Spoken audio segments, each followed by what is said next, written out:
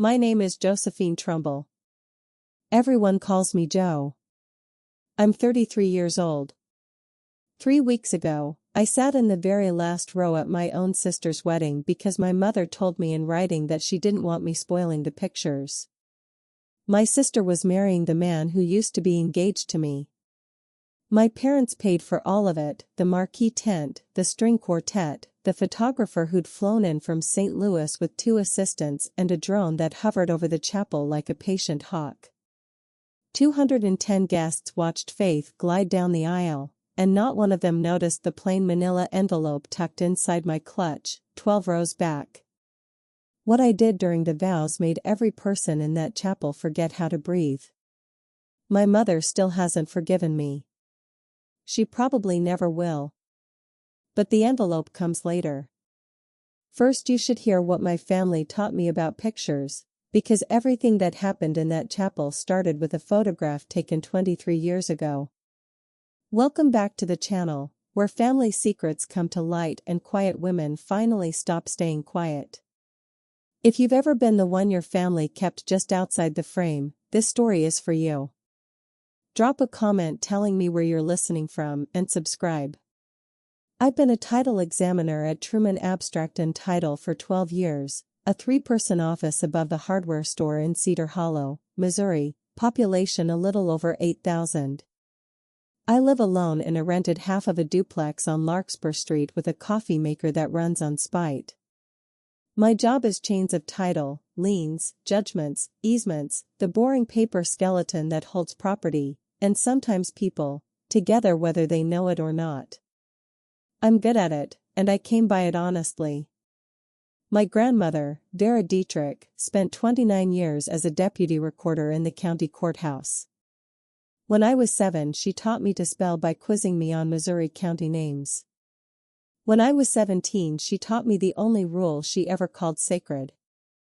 People lie. Paper doesn't. She said it the way other grandmothers say grace. Grandma Vera died 2 years ago at 83, in her sleep, which was the one gentle thing that whole year gave us. She left behind a small cabin on Hollow Creek and a trust built out of nearly 3 decades of county paychecks and careful investing, roughly $210,000 for each granddaughter, my sister Faith and me, payable when we married or turned 35, whichever came first. The cabin went to us jointly, half mine, half Faith's, every warped porch board and every screen door that never quite latched. My mother called the trust Vera's little hobby. My father just signed where the lawyer pointed. I called it the only inheritance in our family that came with love instead of conditions. Grandma Vera left us one more thing she never wrote down anywhere.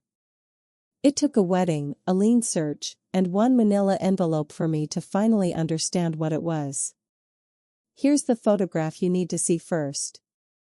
July, the year I turned 11. My mother, Sharon Trumbull, ran the flower counter at the grocery store back then, and she ran our family exactly the way she arranged the cooler case, everything angled toward whoever was looking.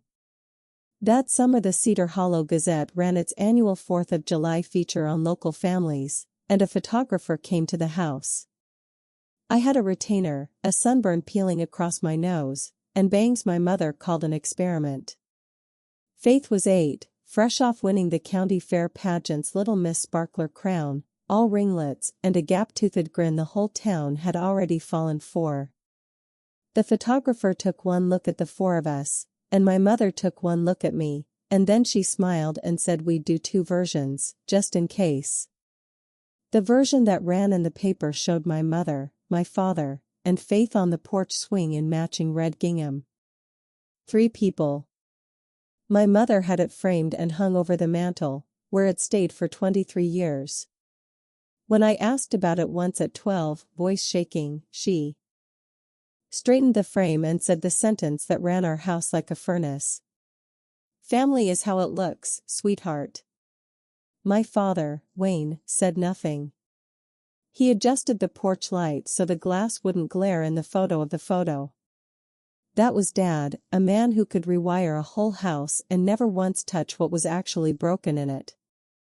Here's the part one need you to understand, because it took me 2 decades to see it clearly. I wasn't angry back then. I decided the picture people needed a crew, and I would be that crew. I held the reflector. I steamed the gingham. I told myself that being useful behind the camera was its own kind of being loved. That belief cost me more than any man ever did. You'll see exactly what it cost by the end of this story. Bradley Cole came to Cedar Hollow 4 years ago, 36 years old, a regional account manager for an agricultural equipment company, the kind of job that kept him on the road 3 or 4 days a week, which I'd later learn was the entire point of the job. He looked like the man on the cover of a farm supply catalog, good teeth, a firm handshake, sleeves rolled to exactly the right point on his forearm. He learned every deacon's name at First Baptist inside a month. He fixed my father's tractor battery without being asked, and he courted me like a man who'd studied for it, because, it turned out, he had. He brought coffee to the office on Fridays, black, no sugar, the exact way I take it, a detail he clocked on our very first date and never once got wrong after. My mother put a photo of the two of us on Facebook. It was the first time in my entire life I'd been the daughter worth posting. We got engaged 14 months before the wedding this story is actually about. He proposed at the cabin at sunset, and I said yes with my whole careful, stupid heart. 2 things happened that spring that I filed away without realizing I was filing them. First, Bradley started asking a lot of questions about Grandma Vera's trust, how it distributed, who administered it. Just curious about the tax side, babe. Second, I asked him to sign a prenup. I examine title for a living. I've watched marriages come apart on my desk like water-damaged deeds. To me it was routine paperwork, not an accusation. Bradley said, "Of course, no problem, whatever makes you comfortable." But his smile stalled for exactly 1 second, like a photo buffering before it loads. Looking back, that 1 second is the only honest thing Bradley Cole ever showed me. 15 months before the wedding, on an ordinary Wednesday, I drove out to the cabin with a folder of insurance paperwork. The roof needed repairs, the adjuster needed signatures, and I handled the boring things, because that had always been my job in this family. I wasn't expected. That detail matters. Bradley's truck sat in the gravel turnaround, and my first thought, I want you to know how innocent it was that he'd driven out to measure the roof for me as a surprise. The screen door was unlatched, same as always. I stepped into my grandmother's front room and heard my sister laugh upstairs, that specific bright, camera-ready laugh she'd always saved for cameras and now, apparently, for closed doors. Then I heard Bradley's voice answer her, low, in a register I recognized. I stood very still in the house where Grandma Vera taught me gin rummy. On the windowsill, where she used to keep a tin of butterscotch candies for us, sat 2 glasses of sweet tea, one rimmed in my sister's lipstick. I didn't go upstairs. I didn't scream either. People always ask. I'm a title examiner. I don't scream, I inventory. 2 vehicles in the turnaround. 2 glasses on the sill. 1 engagement ring on my left hand, 5 months old. I took the spare cabin key off my ring, set it on Grandma Vera's kitchen table where they couldn't possibly miss it, and walked back to my car on legs that felt like they belonged to somebody else. Then I sat behind the wheel and watched the creek be beautiful for a while, because it didn't know any better. On the drive back into town, my phone started buzzing against the passenger seat, over and over, like something caught in a trap. I assumed it was Bradley, choosing his words. It wasn't. It was my mother. And what she said when I finally answered told me everything about the next 15 months. My mother didn't ask if I was all right. I need you to sit with that. Faith had already called her crying, getting her version planted first, a skill my sister had been practicing since grade school. Mom's voice came through smooth as buttercream.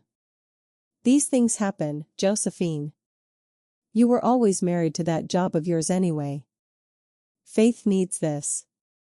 Don't make it ugly. That fast, my broken engagement became a scheduling inconvenience.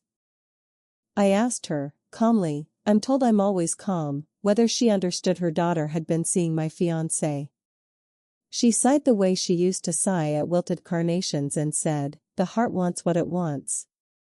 My father got on the line for a moment, cleared his throat, and asked if I'd eaten anything. That was his entire speech. That was the most protest Wayne Trumbull could stage. Within a month, Bradley and Faith were public. The church whispered for exactly 2 weeks, because that's how long it took my mother to work the fellowship hall. By the county fair that August, the story around town was airtight.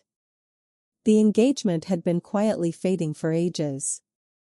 Poor Jo, married to her career. And really, Bradley and Faith were just one of those things God arranges. She told the casserole circuit I'd given the couple my blessing. I found that out at the pharmacy from a woman who patted my arm and called me gracious. So the woman whose ring got recycled became the villain's understudy, and the couple got their love story. That is what my mother could do with a narrative and a Sunday potluck. Here's the question I carried around for the better part of a year, the one I'd end up answering at a chapel altar in front of 210 people. What do you owe the truth when the people you love only love the picture?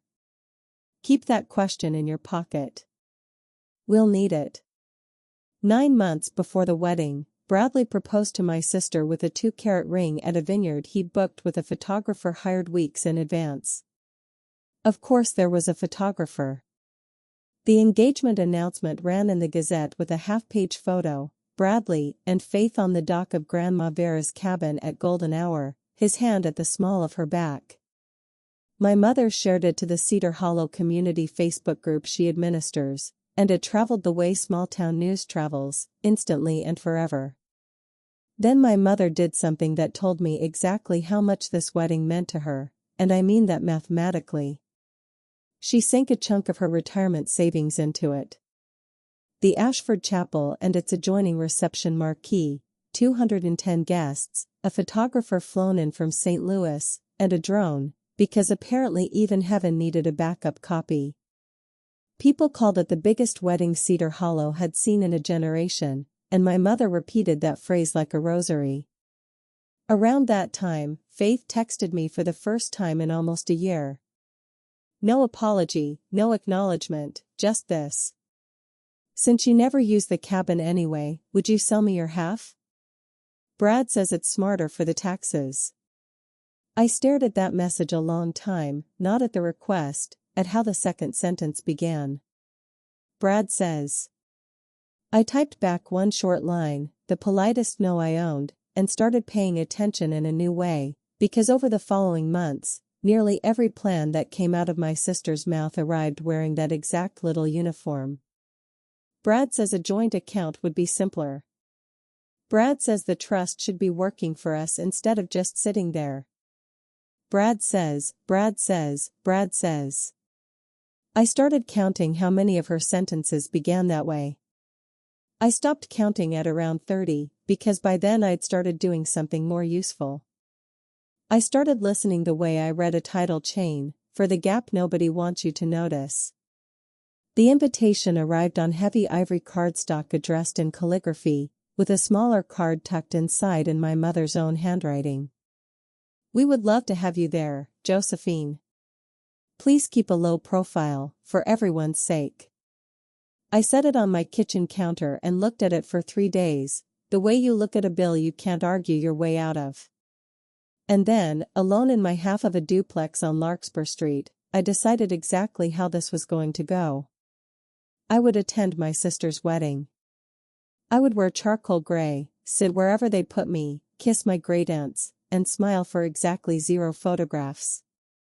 And then, once the cake was cut and the drone had landed, I would quietly step out of the Trumbull family orbit. No scene, no letter, no forwarding.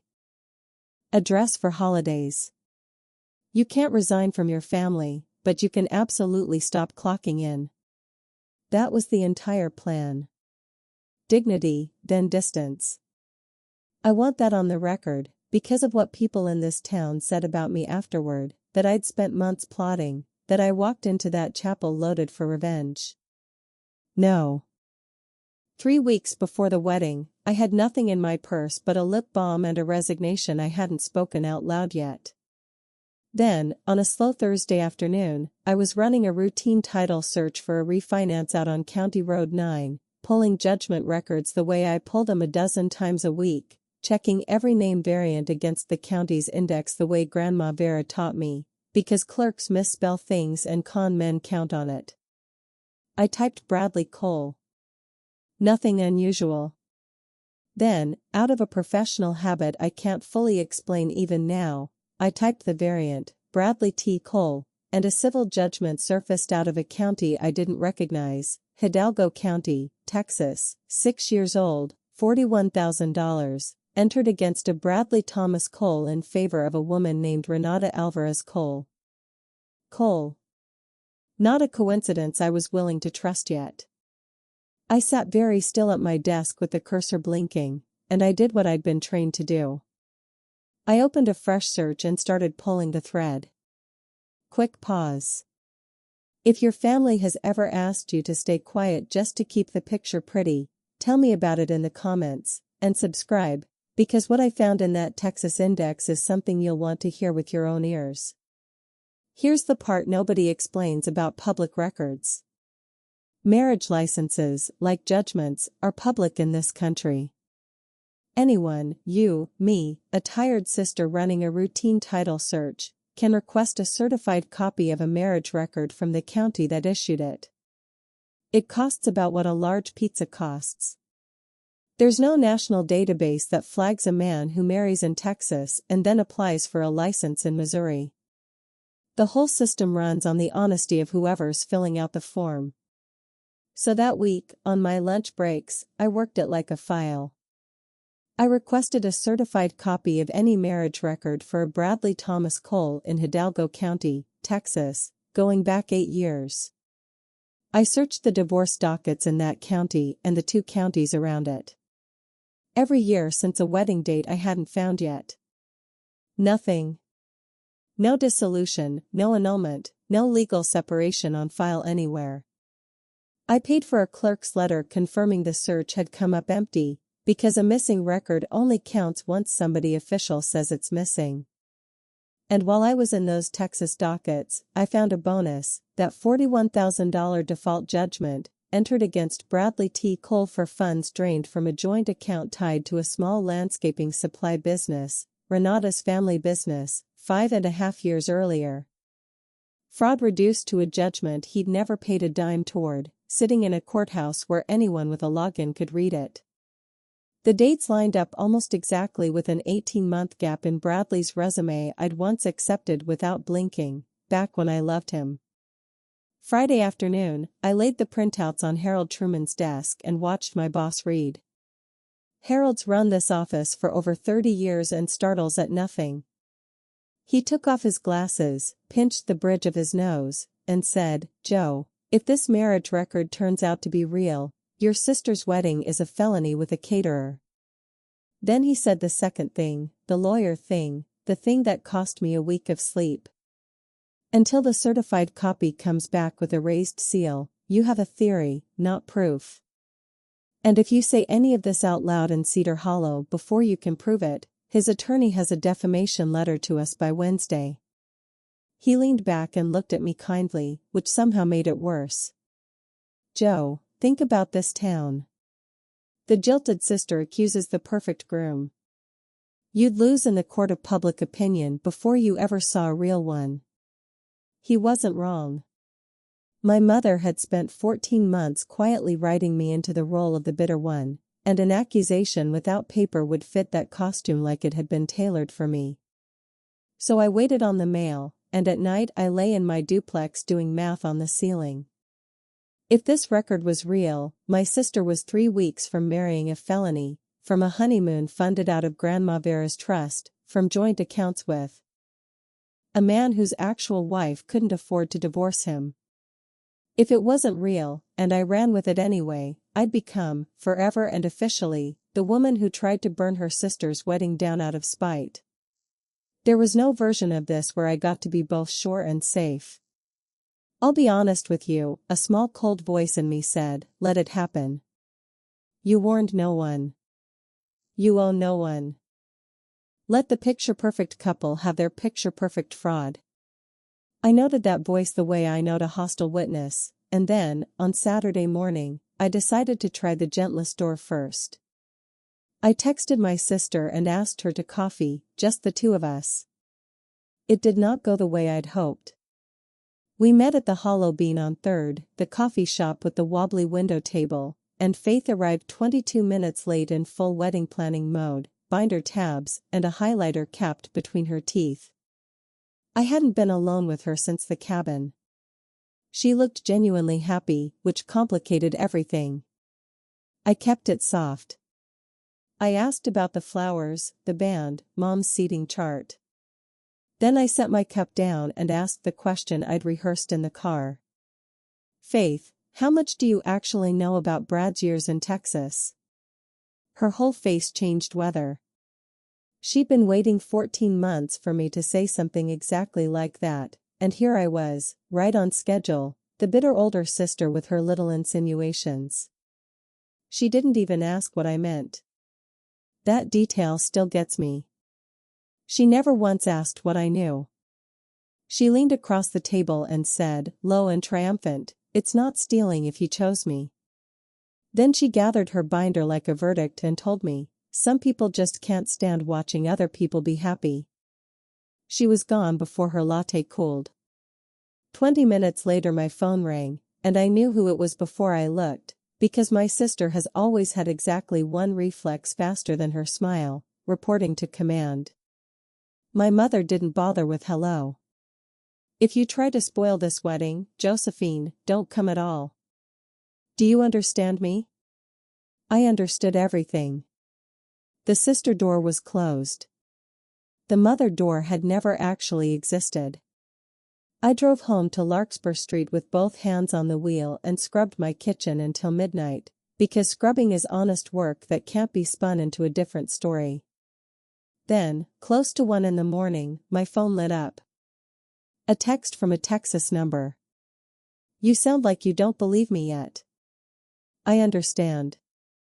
Come see for yourself. Bring nothing. I'll show you everything. It was Renata. I told no one where I was going. I put on jeans, filled a thermos, and drove 5 hours south into Texas to a diner 2 doors down from the landscaping supply yard where Renata still worked the register most mornings.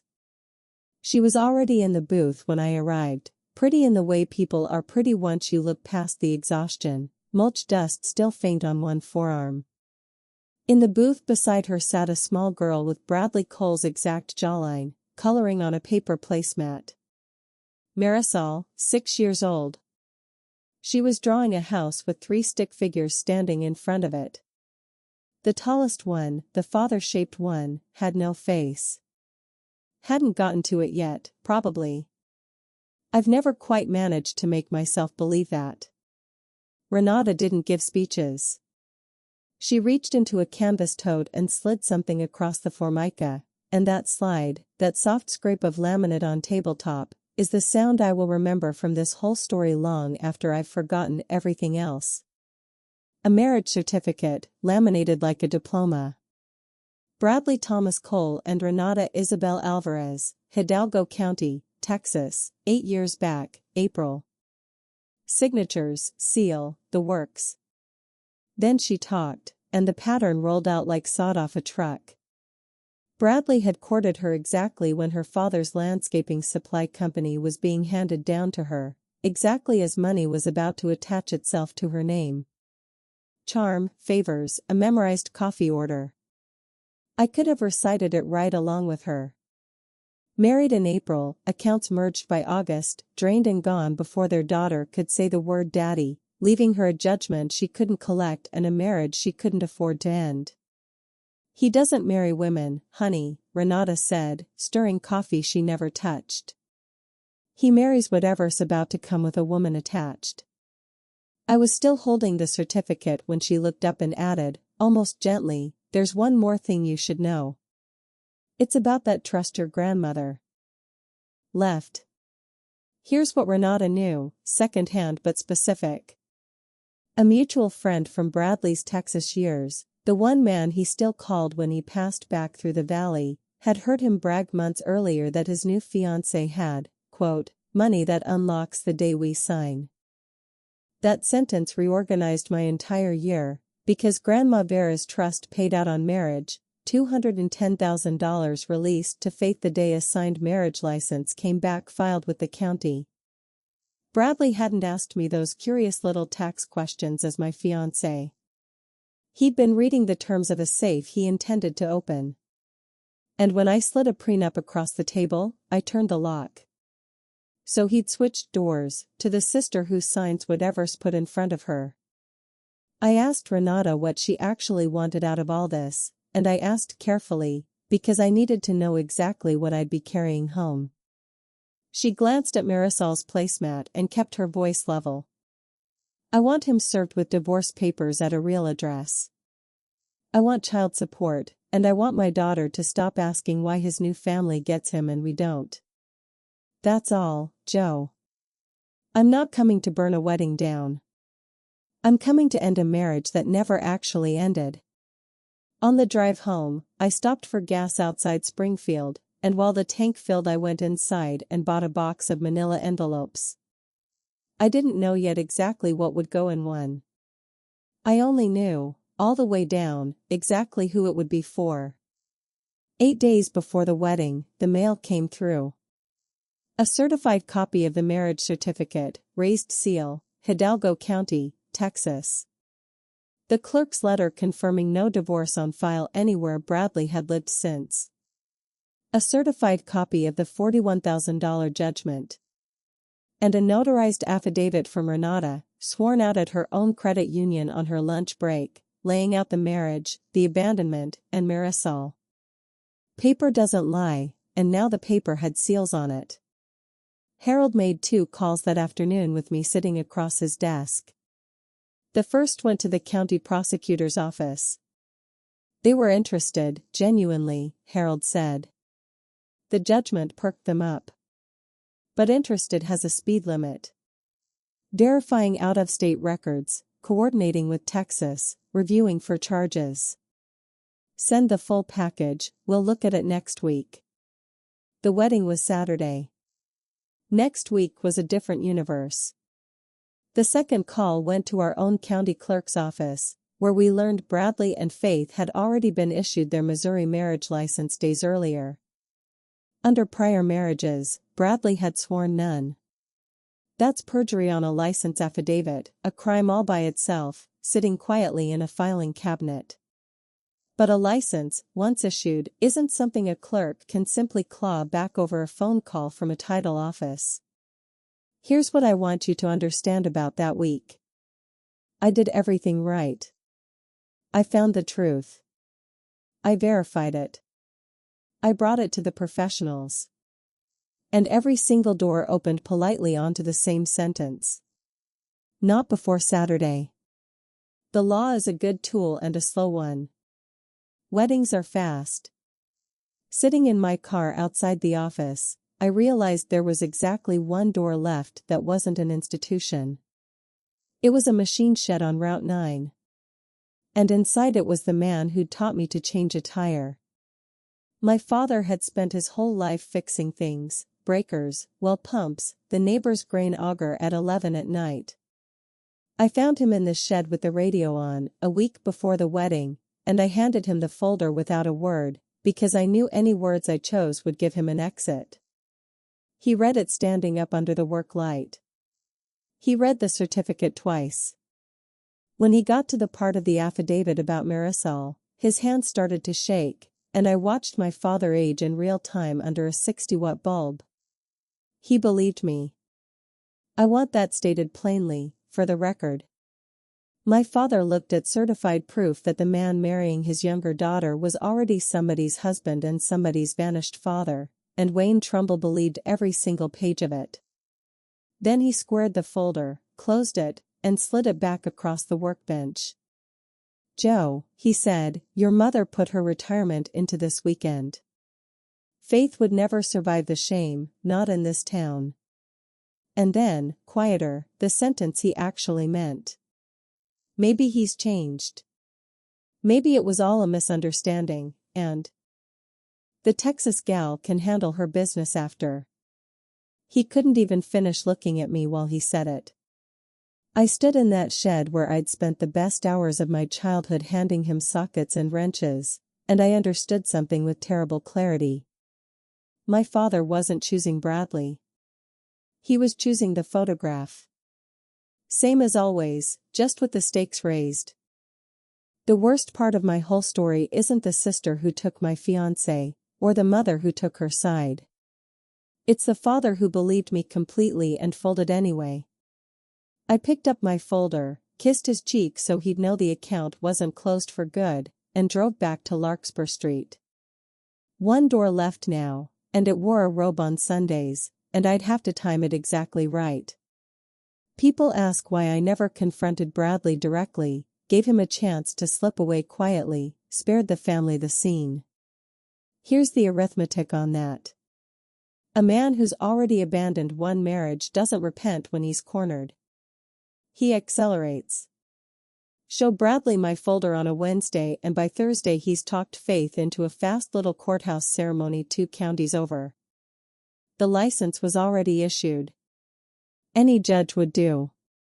And the trust unlocks before my certified mail even lands, or he empties the joint account and vanishes, and Renata loses the address she'd waited 5.5 years for. Warning him wasn't mercy. It was handing the fastest man in the family a head start. So at the family dinner my mother threw to smooth things over, complete with a chalkboard sign she'd bought reading Blended and Blessed, I said almost nothing. I passed the green beans.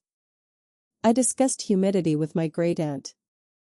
And once, when Bradley was holding court about honeymoon plans, I set my fork down and tried one flat sentence across the table. "The Rio Grande Valley's lovely this time of year, isn't it, Brad?" His face did the thing again, that 1-second buffer, the picture stalling. Then the smile reloaded and he said he'd never really spent much time down in Texas. My sister squeezed his arm. My mother refilled his tea. After dinner, in the hallway by the coat closet, he found me. He stood close, kept his voice warm for anyone passing, and said, "Whatever you think you know, Joe, nobody's listening to you anymore. They stopped years ago." Then he smiled the catalog smile and added, "See you Saturday. Sit somewhere the camera can't find you." Even his threats were about the pictures. He'd learned the house rules faster than I ever had. Thursday evening, 2 days out, the Ashford Chapel's reception marquee glowed like a cruise ship. Rehearsal dinner for 70. My mother moved through it with a clipboard, radiant, fully alive, directing centerpieces like a woman finally conducting the orchestra she'd waited 60 years to stand in front of. I asked her for 10 minutes. I got 4, in the hallway by the ice machine. I held the folder where she could see it and said, "Mom, before Saturday, you need to read what's in here. It's about Brad. It's certified. It's real." She looked at the folder the way she once looked at my retainer. She didn't reach for it. She smoothed the front of her blazer and delivered the speech she must have been drafting since the day I first mentioned the judgment. "I have 210 guests coming, a photographer from St. Louis, and a drone, Josephine. Whatever's in that folder, it's 2 days too late and one sister too bitter. You'll sit in the back row.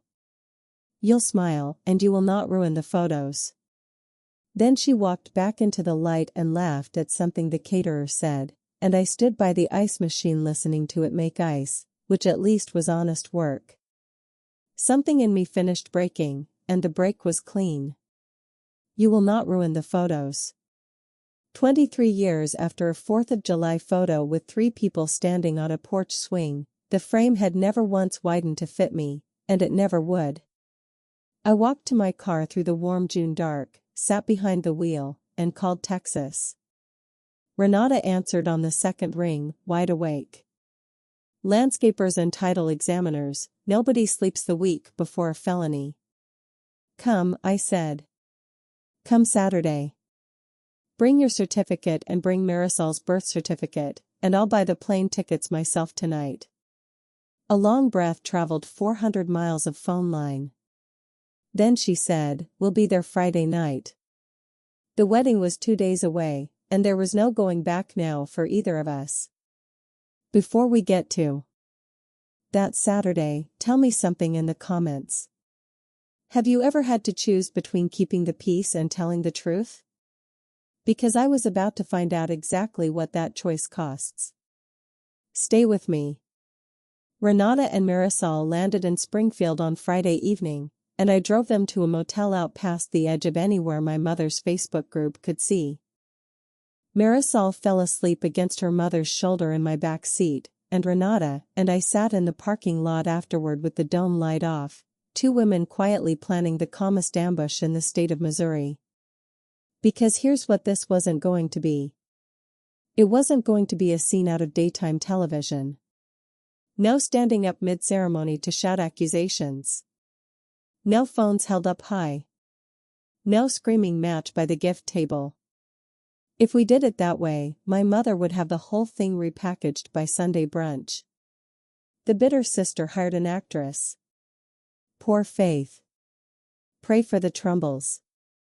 Spectacle was their native language. We weren't going to speak it. We were going to speak mine. I laid the plan out against the steering wheel.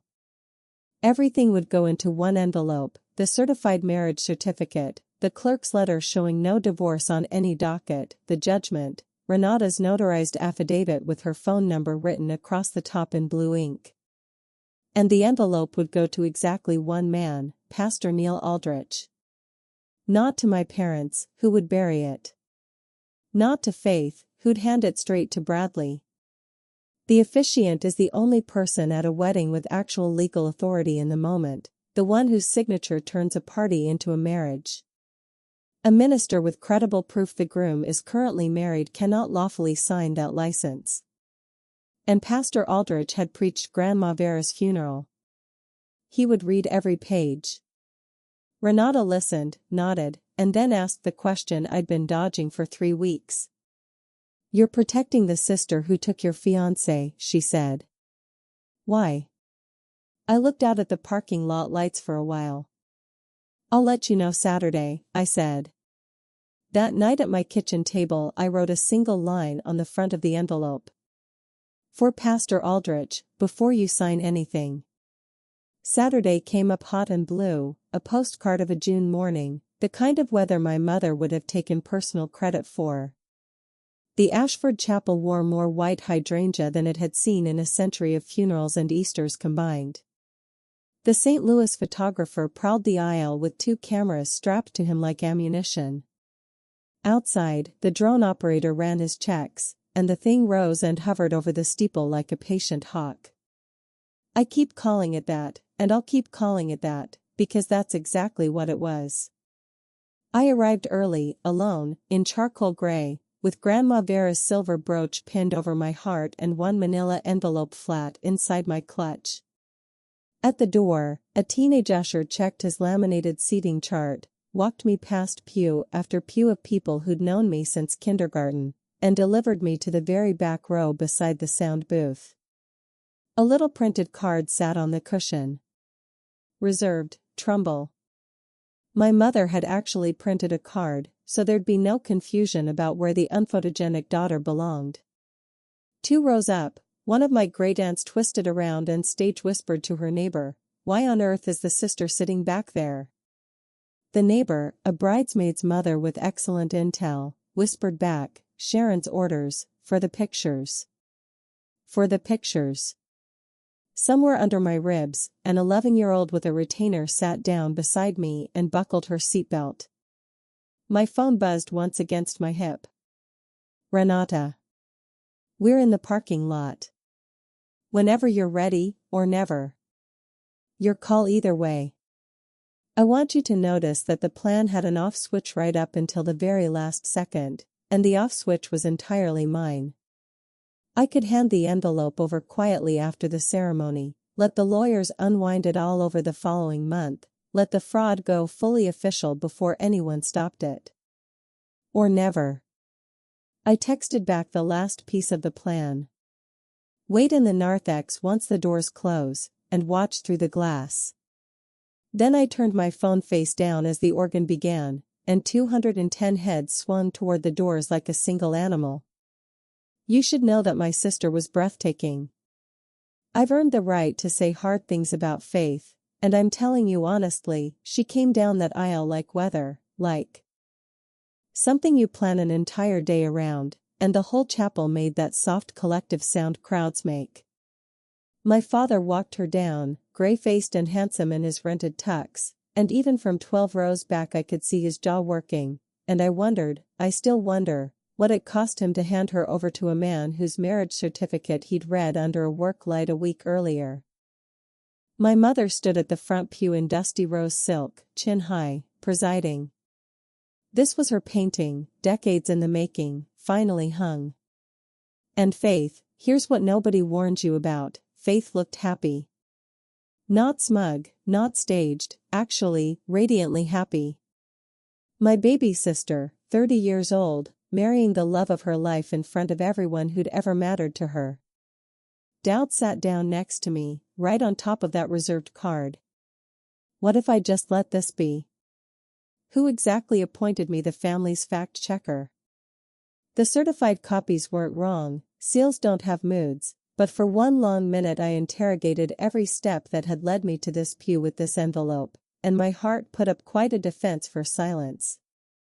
Then the procession reached the altar, and I watched Bradley take my sister's hands, and Pastor Aldrich, 62 years old, silver-haired, the man who'd read the 23rd Psalm over Grandma Vera's casket, looked out at the congregation the way he always did before he began, eyes moving row by row like a benediction, and they snagged, just for a second, on the very last row, on me. The man had known our family for 35 years. He knew exactly whose sister was sitting by the sound booth, and something in his face asked a quiet question. I didn't know it yet, but mine had already answered. The ceremony was lovely, if you like that sort of thing, and I say that as someone who once planned this exact ceremony with this exact groom. Pastor Aldrich spoke about faithfulness, which the universe apparently has a sense of humor about. A cousin sang. My mother dabbed her eyes on schedule. The drone drifted past the stained glass outside, its little motor humming like the town's collective attention. And then, during the ring exchange, the universe handed me one final gift, and it arrived, as truth so often does, from a man who'd had 2 whiskeys too many at the rehearsal lunch. The best man, Bradley's old buddy imported from Tulsa, leaned in while passing the ring and murmured something meant to stay private. But chapels are built to carry sound, and every usher learns that the hard way, and so did he. Cabin honeymoon first, he breathed, then straight to the bank Monday, right? And Bradley, my sister's almost husband, standing at God's own altar, winked. A wink at the altar, about the bank, about my grandmother's trust unlocking in roughly 4 minutes, the moment ink hit that license. Whatever was left of my doubt stood up, gathered its things, and left the building. I touched Grandma Vera's brooch. People lie, she told a 17-year-old girl in a records office 29 years deep. Paper doesn't. Sealed, certified, patient, it was sitting 12 rows from the only man in the building legally required to care what it said. Pastor Aldrich turned the page in his book. Then he said the old words, the ones every wedding says and no wedding actually means. If anyone here can show just cause why these two may not lawfully be wed, speak now, or forever hold your peace. 210 people smiled and held their breath for the pretty little pause, the pause where nothing ever happens. I unclasped my clutch. I need to slow down and show you the fork in the road, because this is the exact moment my whole life sat in my two hands, and I want you to weigh what I weighed. Option 1, keep my peace. Stay seated. Let the pause pass. Let them sign. The trust unlocks. And then, inevitably, mathematically, Bradley does what Bradley does. A year, maybe less, and the accounts run dry, the cabin gets leveraged, my sister is ruined, and my mother's masterpiece wedding becomes the single most expensive photograph in the state of Missouri. And me? I'm innocent. I warned them. I went to my sister, my mother, my father, one by one, and every single one of them chose the picture. All I had to do was keep being exactly what this family had raised me to be, the quiet one in the back, out of frame, holding her tongue. Revenge with no fingerprints on it at all. Punishment I didn't even have to administer, because they'd built the machine themselves and climbed inside it willingly. I'm not going to pretend that voice wasn't loud, or that it wasn't at least a little bit sweet. But sitting there in row 12, I did the inventory anyway. A 6-year-old drawing her father with no face.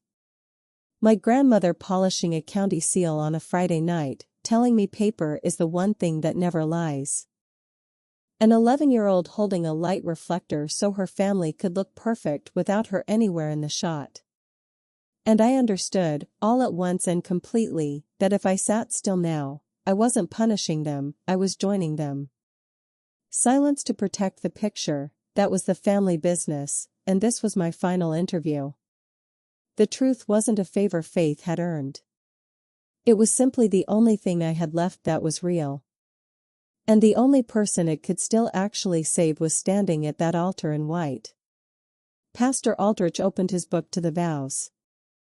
I opened my clutch and I stood up. Bradley was mid-vow when my pew creaked.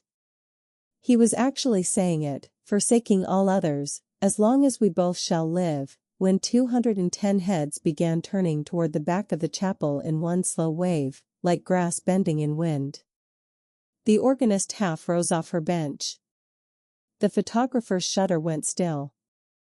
Even the drone outside seemed to bank toward the windows. And I walked 42 steps down the center aisle of the Ashford Chapel in charcoal gray and flats, Grandma Vera's brooch catching the stained glass light, a manila envelope held flat against my side. I was not fast. I was not slow. I've filed motions with more drama in them than that walk had. Somewhere on my left I heard my mother stand, heard her voice crack across the hush like a dropped serving tray. Josephine. Josephine, the photos. And I want you to know, I felt nothing snap in me when she said it. No rage, no triumph, just confirmation arriving exactly on schedule, that even now, even here, the frame mattered more than whatever was standing inside it. Bradley's face found me over my sister's shoulder, and I watched the catalog smile do its little buffer, and this time it did not reload. Faith turned last, confused, then irritated, then, when she saw the envelope, something older than either. I didn't look at her long. I walked to Pastor Aldrich, who hadn't moved, whose face had gone very still and very kind, and I held the envelope out with both hands, the way you hand someone something heavy. I kept my voice low, but the chapel was so quiet it carried anyway, and half of Cedar Hollow will recite my next words at potlucks until I die. Pastor, before you sign anything today, you need to read what's in here. I'm sorry. It has to be now. Then I stepped back, folded my hands, and waited. Pastor Aldrich looked at me a long moment, and then he opened the envelope. He read the way careful men read, slowly, twice. He read the certificate with its raised seal. He read the clerk's letter. He unfolded Renata's affidavit, and I watched his eyes stop partway down, on the paragraph I knew was about Marisol. The chapel made no sound at all.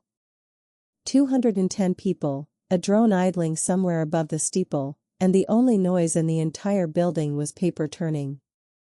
My mother started up the side aisle with her event coordinator smile bolted on, already hissing something about a family matter and the reception timeline, and Pastor Aldrich did something I'd never once seen anyone do to her in 35 years. He held up one hand. My mother stopped walking. Then he took off his reading glasses, looked at the groom, and asked in the voice he uses over caskets, "Bradley, is any of this true? Are you, at this moment, a married man?" And here is where Bradley Cole, professional charmer, made the mistake that sank him faster than any document ever could. He laughed.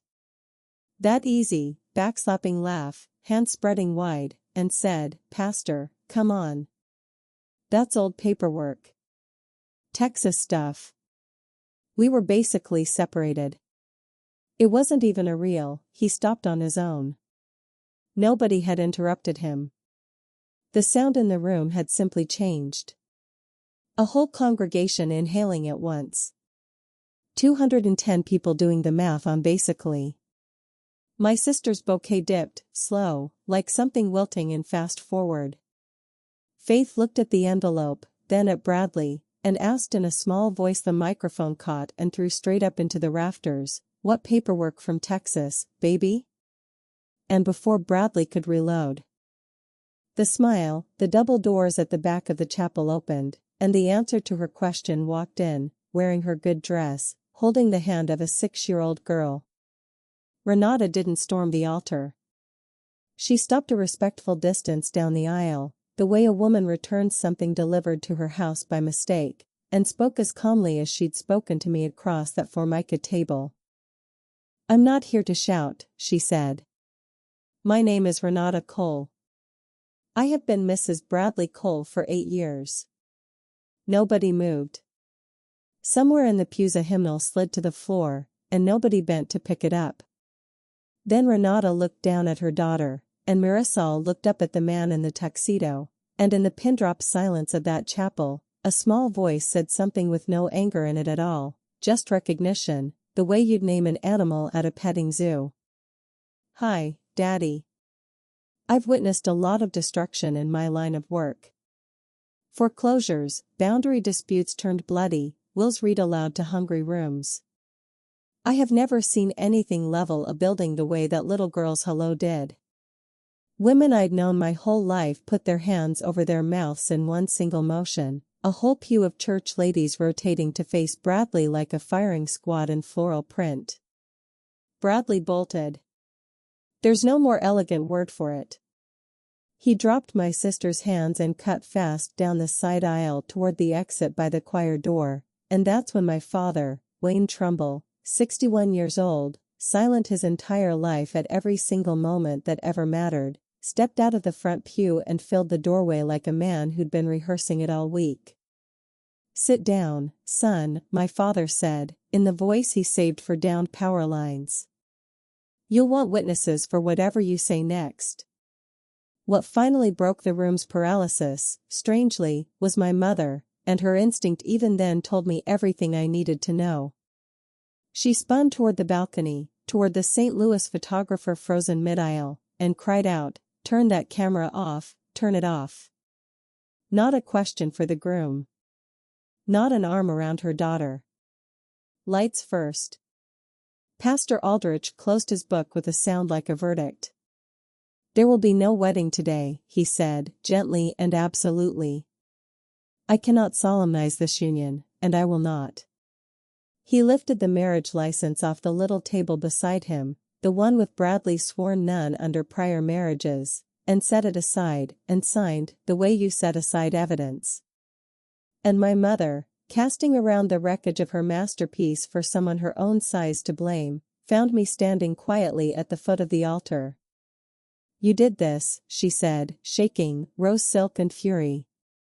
"You couldn't stand it. You have never once been able to stand it. I let her run out of road.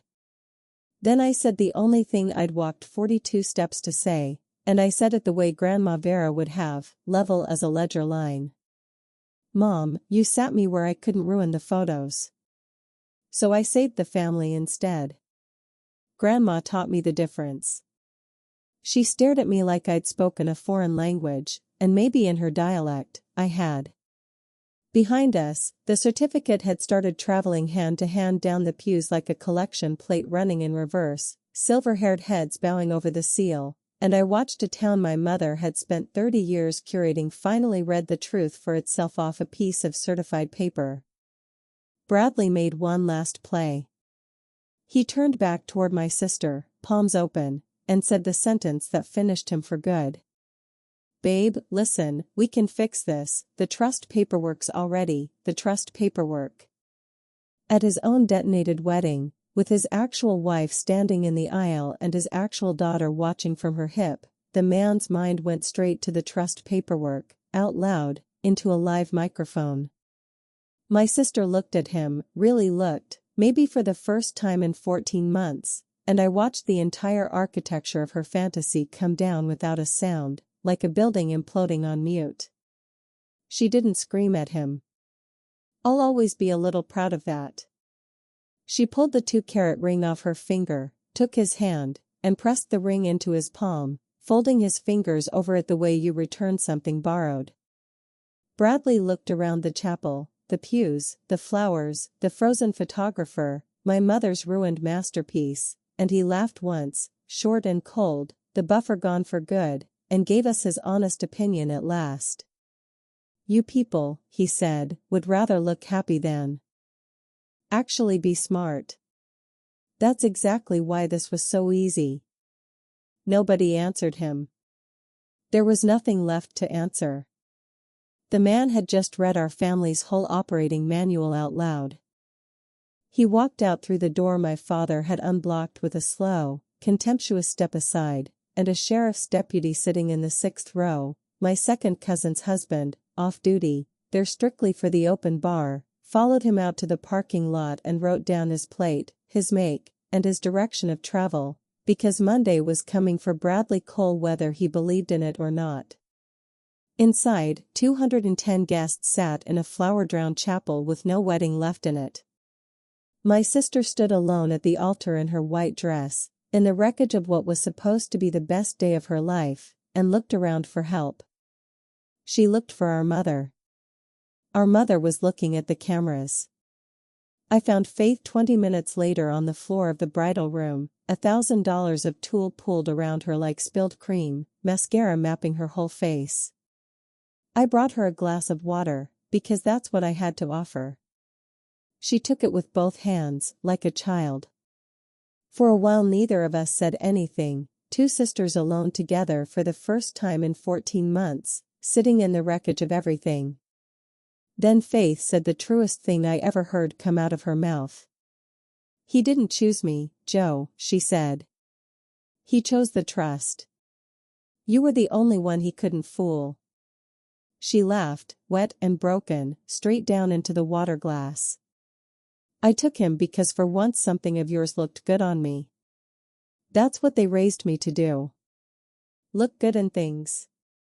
And there it was, the whole machine laid open by the person it had been built around. My little sister, 4 years old and ringlets, taught before she could even read that being looked at was the same thing as being loved. We'd been manufactured in the exact same factory, just different departments. I sat down next to her on the floor, wedding dress and charcoal gray, and she put her head on my shoulder and cried like the 6-year-old 2 rooms away probably wanted to. The door opened. My mother stood in it, mascara intact, already retooling. We'll say the wedding was postponed, she announced to the room. Illness. People respect illness. Then her eyes found me, and I watched her choose her next words, and these were the ones she chose. Josephine, it's probably best you're not in the follow-up photos. We'll say you were traveling. And the strangest thing happened, or rather, didn't. It didn't hurt. 23 years, that sentence had been living in my chest, rent-free, and it finally missed. I know, Mom, I said. I was never going to be. I kissed my sister's head and walked out. Here's how it all landed. Once the dust and the drone settled, Bradley was charged with perjury over the sworn lie on the marriage license application, none under prior marriages, in his own confident handwriting. The Texas judgment followed right behind it. $41,000 doesn't evaporate, it waits. His company let him go within the month, something about a conduct clause and several unhappy clients who'd been in that chapel. Renata's divorce finally moved, because now the paperwork had an address to find him at, and with it came 5.5 years of back child support, calculated by a formula with no interest whatsoever in charm. Because no marriage ever legally happened between Bradley and Faith, the trust never unlocked. Grandma Vera's $210,000 sat untouched in its account, and the joint honeymoon fund got closed by Faith the following Tuesday, with Harold walking her through the paperwork pro bono and me standing behind her chair. The cabin stayed whole, every warped board, every screen door that never quite latched.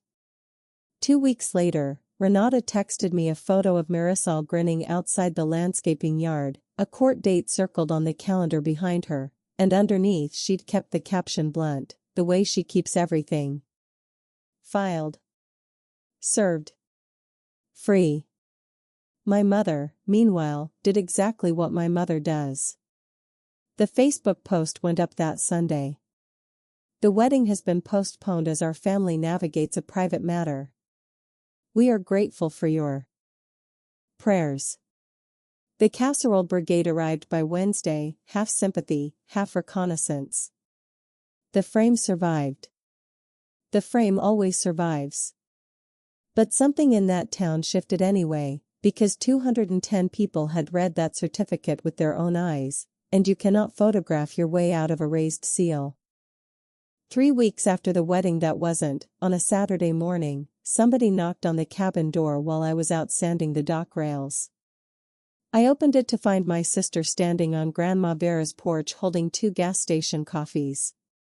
No makeup, no phone, no audience. "You still take it black?" she asked. And that was the whole apology. I decided it was enough to start with. We spent the afternoon painting the dock, mostly in silence, the good kind, the kind our family never quite mastered before. She told me she'd started seeing a counselor over in Springfield, where nobody knows our last name. I told her about the counties Grandma used to quiz me on, and she laughed at the wrong part, and it was fine. Around 4, my father's truck crunched up the gravel, and Wayne Trumbull got out with his toolbox and, without a single word about any of it, fixed the gutter that had been sagging since the funeral. That's his language. I've decided to become fluent in it. My mother didn't come. She hasn't, and she may not ever. I've stopped standing at that particular window. Some chains you break for yourself. Some people have to break their own. My mother is still in there somewhere, straightening frames. But late that afternoon, Faith and I sat on the freshly painted dock with our feet over the water, 2 of Vera Dietrich's granddaughters, unphotographed, unposted, completely out of frame. For the first time in my life, nobody was watching us. And I have never in my life felt more seen.